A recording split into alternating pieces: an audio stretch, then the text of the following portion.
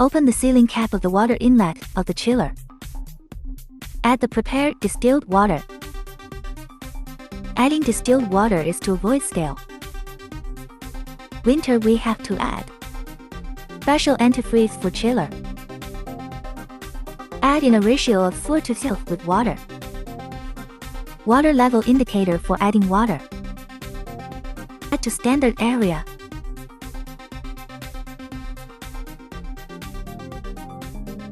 Close the water injection port after adding. Connect the power cord. Connect compressed air before processing. Turn on. Turn on emergency stop. Turn on the power. The screen lights up. The chiller is powered on. The current temperature is displayed here. Normally set the temperature to 26 degrees in winter. Wait until the temperature of the chiller reaches 36 degrees to turn on the laser. This is a safety protection for the laser. Turn on the laser. The key rotates counterclockwise. Wait for the power light to go out. After the run light turns red, press the start button on the right to start the laser. Turn on potential energy after turning on. Start processing.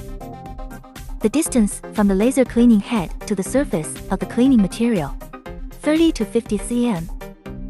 It is recommended to equip with dust collector.